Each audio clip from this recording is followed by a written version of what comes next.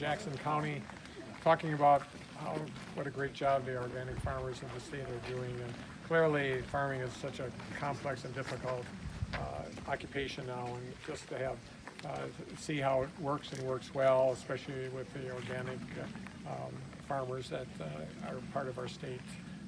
I'm really proud of that. It's not it's no matter what kind of farming you're doing, you're struggling with all sorts of things, including trade wars. The other thing that's important for me, just being here today, is the see and showcase, frankly, how organic farmers use cover crops. And cover crops may sound like something boring, but they sure the hell aren't, because we in the state really care about having good drinking water, and this is one of the ways that we can ensure that it stays that way. So seeing how these farmers, the Gehrings, do that has been a really good opportunity for me as governor. So with that, I'd be glad to answer questions you might have. Governor, curious about what are some of your top priorities in supporting farming families, small farms like Merrillan today, and farming families across the state? What are your top priorities right now? Well, top priority would be to convince the president not to engage in a trade war with China that directly impacts all our farmers in the state of Wisconsin. Second of all, we're very interested in making sure that the industry stays strong in these really difficult times, and that includes such things, and people might say, how does this connect? I'll connect the dots, is that we have a need, and farm families are no different than anybody else, for good health care and accessible health care and affordable health care in the state of Wisconsin.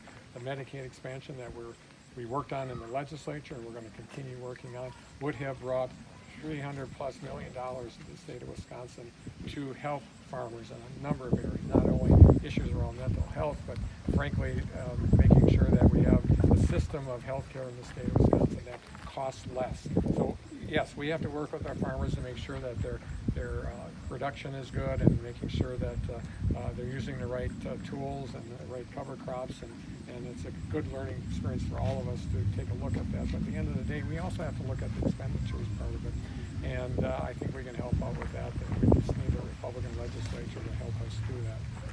I know you talked about the benefits of organic farms. Do you see this as potentially the way of the future, and how do you get more farmers to go organic or to start more organic farms in the state? Well, organic certainly is successful, but all farmers, organic farmers and others, are struggling in the state. So we have some big picture things to take care of, not just for organic farmers, but all farmers. But yes, I think the practices that we see in organic farming fit right into our issue around making sure that we have clean drinking water in the state.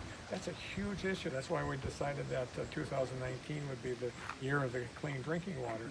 Well, cover crops and the way they work with our animals helps mitigate all that. And so the more we can use those processes that organic farmers use to make sure that we have clean water, the better off we'll be as a state. It's time for one more question. What have you learned as you toured different farms across the state that has surprised you?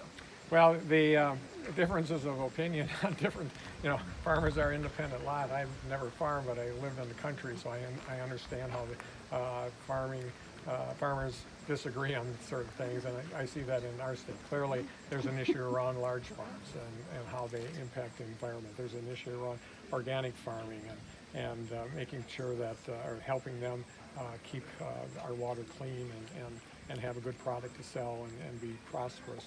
So the differences that we see are really stark, frankly.